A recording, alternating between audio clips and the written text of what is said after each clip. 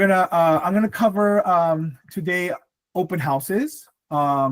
Last week I did more or less cover a lot of it. I didn't know if you guys caught it, but this will be a very rather quick 10-minute or so slideshow. Just really stressing, okay, the why, and the how importance of doing open houses. Okay, anyone here ever host an open house with a realtor? You can raise your hand, physically or not. I'll speak for myself. I don't know.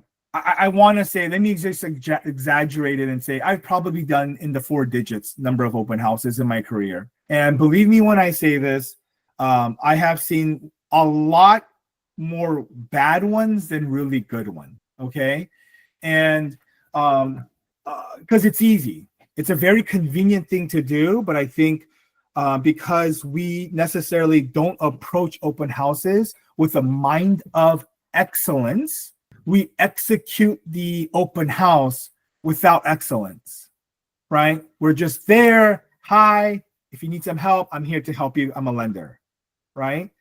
Now, before we begin, understand that open houses, really, in my eyes, guys, okay, afterwards you can disagree with it, but make sure you do at least a couple dozen before you disagree with it.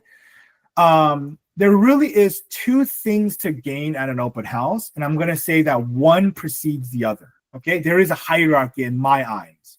Okay, number 1 is to develop that relationship, to fortify, to strengthen, to that relationship with your agent. Okay, and then the number 2 is the obvious, that is garnering prospects. Okay, now it just in my experience personally, of the thousands of open houses now I probably have done, and maybe my tactics have been weak, or they have its shortcomings, but gaining and earning a prospect, a lead from an open house, that percentage is probably not even 1%. Okay, I know other loan officers will share that same, but I am aware of other loan officers who've been a lot more successful than I that. Okay, but again, the lens that I see through open houses is for the purpose of building that relationship. Okay, so this will be a very quick one. Again, as I said, we did already cover a lot of this last week, but I do want to kind of just go through it with some formality to it. Okay, so here we go. Open houses.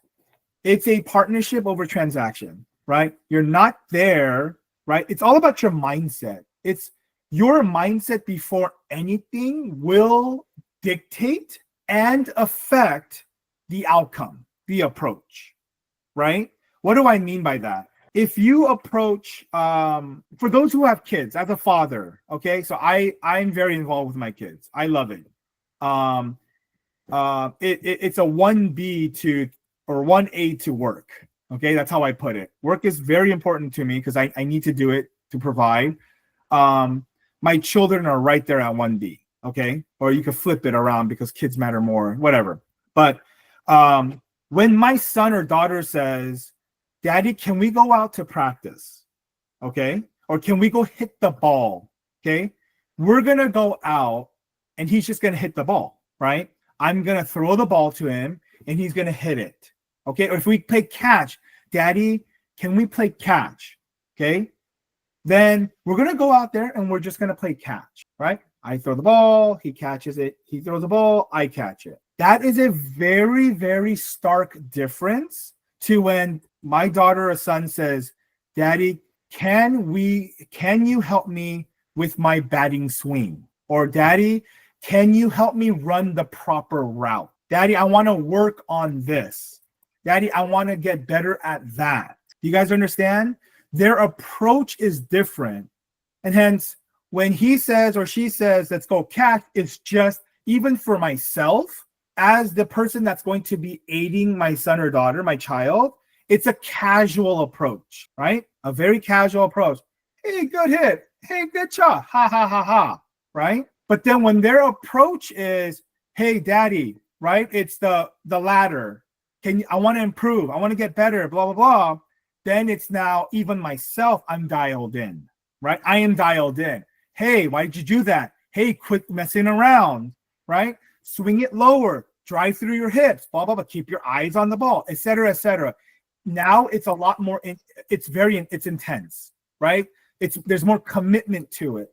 And doing open houses is the same thing. It's a mindset thing. That's the number one thing, right? And so here, it's your mindset isn't just, hey, I'm gonna go help them out, or hey, I might pick up some leads from this. It's not a transaction to gain, okay, or to gain transactions from. It is truly a partnership. Your mindset is to go in with the intent of, I am going to build through today, these events. I am going to fortify my relationship with Christine, with Tina, with Sam, with Jennifer, with David, okay, with Ellen, right? These are people that you work with, that you want to, in the hopes of building a stronger relationship, and hopefully through Monday through Saturday or Sunday through Saturday, they will send you leads, okay? And so with that mindset, you do want to approach open houses a lot more intentionally, okay? Oh, sorry about that. Where am I at right now? Here. Oops. So for me, I look at it at stages of the open house, okay? Again, these are all things that I have done. None of this is AI. These are all things that I've written down. These are things that I've done over the years that has helped me fortify my relationship with my agents, okay? And I put it in stages. So the pre-open house preparation, okay? It's a day or two before. You're reaching out to them, okay? Again, being proactive. If they need anything. And don't just say, do you need anything? Be specific, okay? Be specific. When you're dating someone as a man, I'm telling you, and perhaps as a woman too, I don't know, but I think it's a lot more effective when you say, hey, let me take you out to eat black bean noodles, okay? As opposed to saying, hey, let's go out to dinner, okay? It shows a little bit more assertion, confidence, and taking lead, right? And so be specific. Can I provide any open house flyers for you? Would you like me to provide any refreshments, right? Be proactive in your offering of things, just to be proactive, okay? But it's also setting the stage for what you need to do, okay? Because it is a lot. It can be a long day, okay? By the way, before I move forward, understand that this agent, whoever that agent is committing virtually an entire weekend. I am not saying you have to commit your entire weekend to them, nor am I saying that you have to do this every single weekend, okay?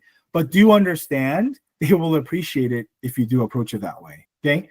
Hopefully your agent is not doing it, and you don't need to do this every open house, but pick and choose, okay? But it can be a long commitment.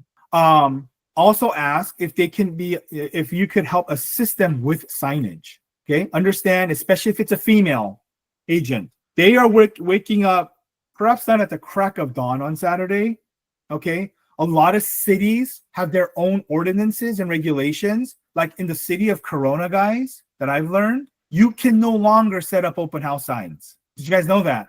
In the city of Corona, they have completely banned open house signs. So if on a Saturday you happen to go out there into the beautiful IE and you drive by on a Saturday, you will notice there's no open house signs. You can only put signs out in front of your house now. This just took an effect, I think 2025 actually. Okay, every city's different. Some cities don't allow you, like the city of Brea won't allow you to set up the day before. Okay, some cities will allow it. You're at the risk of someone jacking you, but taking the signs away. But again, every city is different. Do some homework on it. Okay, but my point is to drive female, especially with all the crazy stuff that's going on, and not to put emphasis on that, but how much would your Jennifer or your Claire, right, your Trisha, your Linda's, right, how much would they appreciate it if you could go out there and help assist setting up the signs beforehand on a Saturday morning, right? Knowing that they got to do that on there by themselves, probably what, 8 o'clock in the morning. After that 12 to 3 or 12 to 4 showing, they got to go pick it up. It's literally a full 8-hour workday, if not more. 8 to 5, potentially to 6, right? So offer that. Second, or lastly, property knowledge the day before. I make it a point. Look, it takes 10 to 15 minutes just to go on Redfin. Okay. Before we had a program called List Reports. List Reports was awesome because it will like list out the schools, the grade of the school, the restaurants in the area, right? Competitors, other listings, blah, blah, blah. It's just a quick 10-minute read though. You don't need the List Reports. You could do it through the Google. You could Yelp, right? Just to see what's all around there, the schools, the museums, the libraries, a police station, what the ratings are. Just do a quick knowledge, like a knowledge check on the property and its surroundings, right? That's a day or two before. On the day of the open house, okay, there is a setup phase. Okay, so you get there early. Again, if the agent says, you know what, my husband or my wife or my son's going to help me with the open house signs, don't worry about it. Yeah, you don't have to worry about it. But if you do, you're showing up early. You're having that discussion with the agent, right? Hey, where do you want it? Many a times, the agent will have a piece of paper, and you should have a piece of paper. Put the big cross streets, State College, Chapman. Hey, put one on this corner and one on that corner. One here in Yorba Linda Boulevard and State College, right? You don't need to put it on all 4 corners. Now let's put another one on the smaller street, the entrance, right? It's a little bit of game planning. Again, it's work, right? Keep this in mind. This is what the agent is doing all by themselves already. Imagine if you're offering help. Then there's kind of like there's the staging of the house, right? Typically speaking, or generally speaking, most agents will want all the lights turned on in every single room, every closet, every bathroom, right? Every part of the house, right? To just show and shine. Most, if not, I would say, I don't think I've run into one that didn't, but every agent likes to open any curtains, shutters, right? To, again, bring in more natural light. The AC might be something if it's really hot. Agents they don't want their guests to suffer, right? I've heard this. I mean, goodness, it's a dime a dozen. I hear this, especially during the summer and the hot months in California. You don't want those who are coming through the house in this hot, muggy home, right? So you're gonna turn on the AC, okay? And one thing I like to throw out is I can guarantee that 75% of the time agents will have some type of flyer as well. And you might have your own flyer. Go the extra mile. This is more like an add-on. If you show up very early, sometimes agents are very intentional about this, is to survey the neighborhood. Okay? Survey the neighborhood. So they'll door knock real quick and just say, hey, we're having an open, I'm sure you saw, but if you haven't heard already, we are having an open house. We'd love to see you there, right? Because 1, neighbors are nosy, okay? And 2, neighbors want to compare their house to what's out on the marketplace, right? It gets them thinking about perhaps selling their own. It's a great opportunity for you lenders, as lenders, to introduce yourself to a potential seller, okay? Setup phase. Now, during the open house, okay, 4 things to take away. Number 1, you should pretty much be the security guard, okay, and the welcomer. If you guys go to church, right, there's always a welcomer at the church, right? You're the welcomer, you're the security guard, okay? You're kind of managing the traffic flow, right? Because understand, especially if it's a really busy open house and the agent is doing it by themselves, the agent already could only focus on one group, maybe 2 groups at a time, but it's usually 1, right? Especially that one person who has so many questions about the property, right? So the agents, their job is to impress, right? So they're taking time and chit-chatting, small talk, building rapport, taking them upstairs, showing the beautiful chandelier, the upgrades to the house. And if there is 5, 7, 10 families that are coming in at once, they can't manage it, right? So while 2 people can't manage 10 families either, at the very least, guys, you're able to smile, welcome them in, start off with a positive experience. But then the biggest thing is um, um, the open house sign-ins, right? So a family goes in, signs in, is with the agent, right? I can guarantee you right now, when that sign-up sheet is there, I can tell you right now, 99 of 100 people walk straight past it. Nobody wants to sign that. When I house hunted, I didn't want to sign it, right? And I didn't. And I'm going to be honest, I lied about it. I put a fake name and a fake telephone number, okay? No one wants to sign that, okay? Now, a big question always comes up, right? Is whether it's the agent or you who's helping the sign-in sheet. Well, how do you get that person to sign in? And of all the brokers and agents that I've talked to, there is only one person, I swear to you, one person, one broker that told me the most genius response. And that's what I use. I'm going to share that with you. That is, sir, I know this is a pain in the rear end. Look, I know you don't want to receive any more spam than not, but please sign in and understand this is for liability purposes. But here's the thing, it's the truth, okay? Guess what?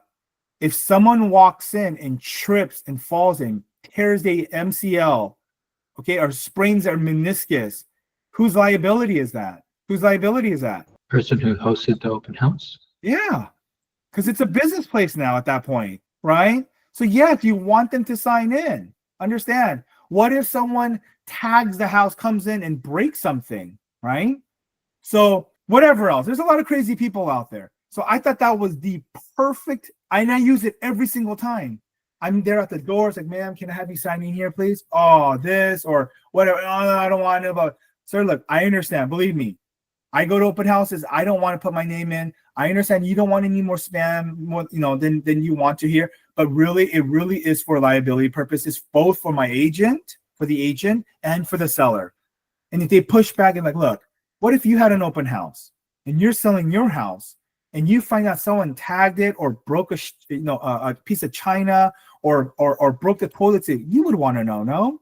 Look, it's gone to that point very, very, very few times. I think I may have that far maybe twice, if I can recall right now.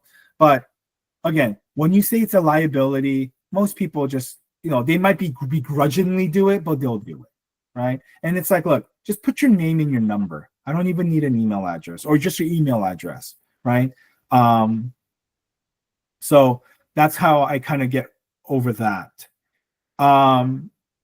Now, the last one is it's your opportunity, right? Kind of going back to 2 points of an open house. So solidifying that relationship with your agent, but number 2 is leads. This is the opportunity, like getting a cold call, working a cold call, right, Alex? You now are seeing someone face to face, right? Hopefully you look proper and good and professional, right? Hopefully you shone through your bright smile and your just welcoming presence. It is your opportunity to, hey, here's a business card. I don't know if you're working with a lender or not, and give your elevator pitch, okay? Are you working with a lender? It doesn't hurt to ask.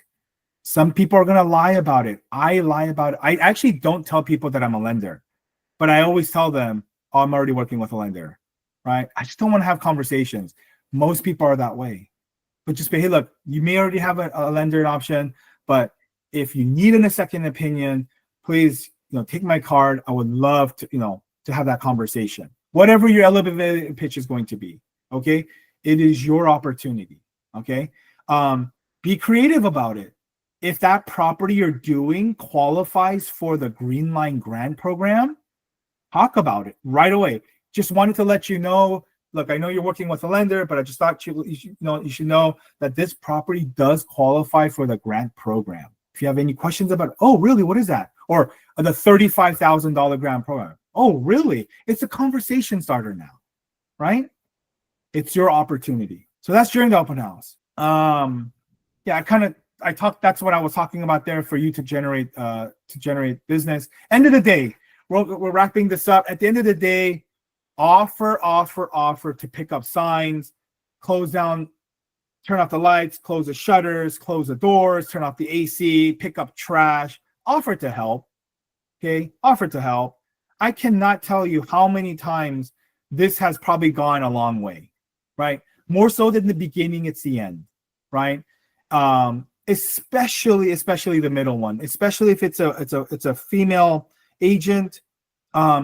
Leaving alone sometimes can be a little bit scary. It's just human nature. During the fall seasons, we have daylight savings. Open house ends at 5. When they get out of that neighborhood in which they don't know much about, it's going to be pitch black. Just being there as another person, another woman or male, doesn't matter. It just gives them a little bit more security, right? And not to mention, it helps them just be a second level of assurance that, the lights are closed, that when they leave and the homeowner comes back into the premise, onto the property, it's in a position, it's in a state in which they will be pleased. I have been told multiple times, just a handful of times, but multiple times, where agents were fired, okay? They were fired because the homeowners came back to a messier home. There were crumbs, there was light, the AC was running, etc., and they didn't want to work with them. I've heard agents tell these stories to me or just to a group, and I've heard this. Okay, I can tell you right now, brokers stress this part. Okay, to clean up and to present the property in a better state than when the seller or the owner of the house left it.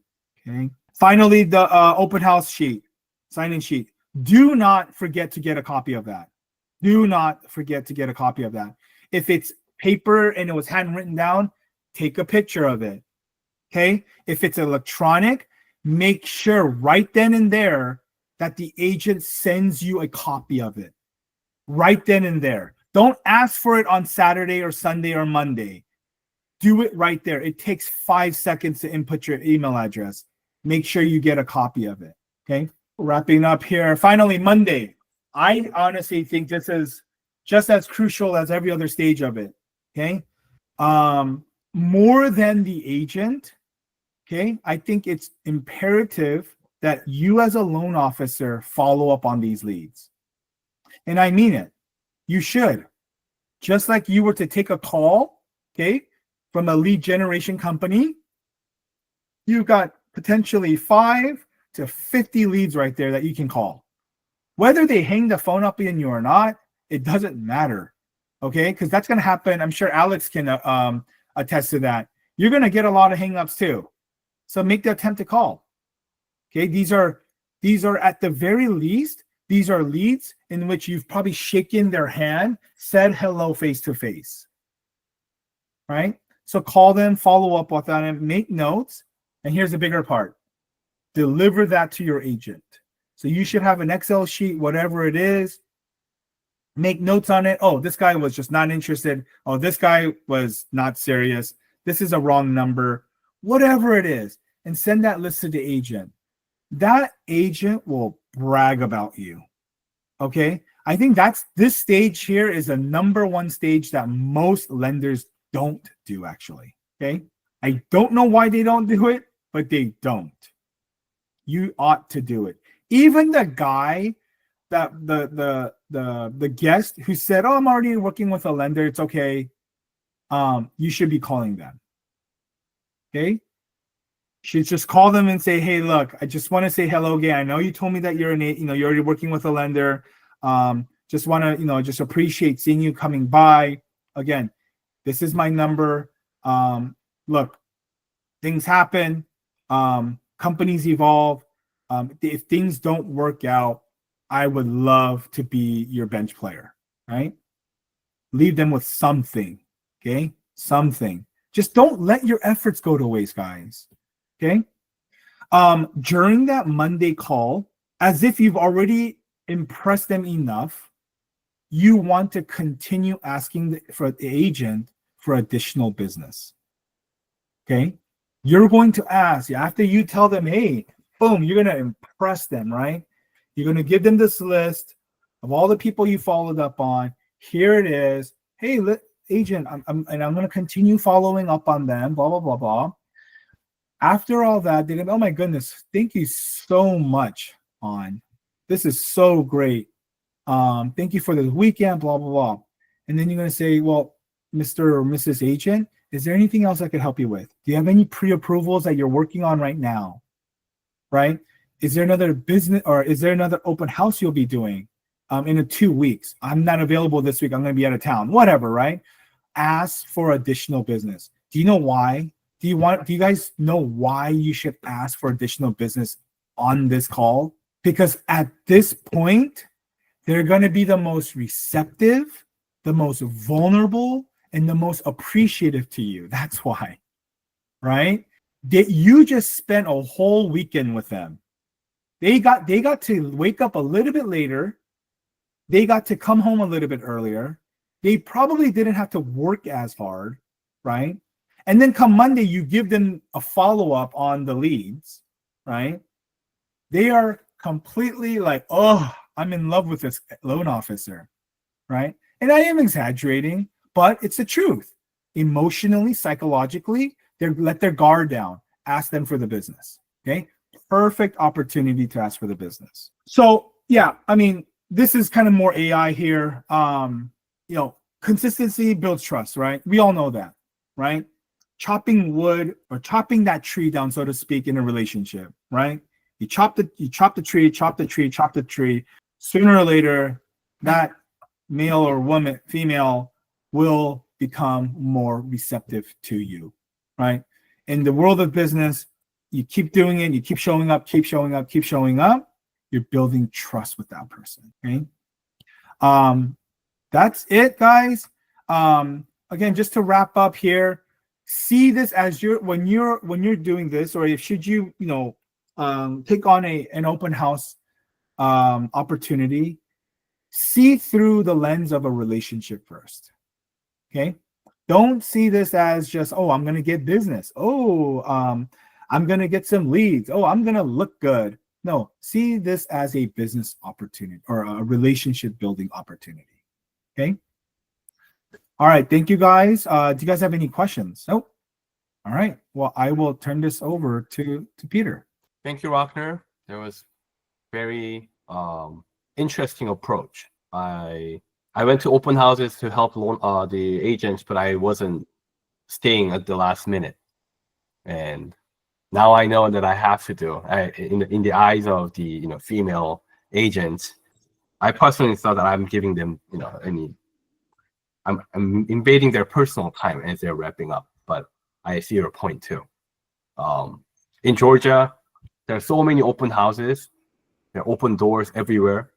I don't know about so much in California, but homes here are not selling as fast enough. So every time I walk in, there's 5 to 10 minute conversation starters that I can bring up. Yeah, like Ragnar said, what I took from his presentation is the consistency. What I always remind myself is, should I go for the short-term gain or the long-term pain? I don't want to be the greedy person asking for business all the time, but at the same time, you are doing this. You're holding a profitable company product. We're selling it for not for ourselves, but for our families and the loved ones. So we have to fight against our personalities, our egos, and ideas. If it makes sense, we need to practice to deliver it when they're ready to listen to us, right?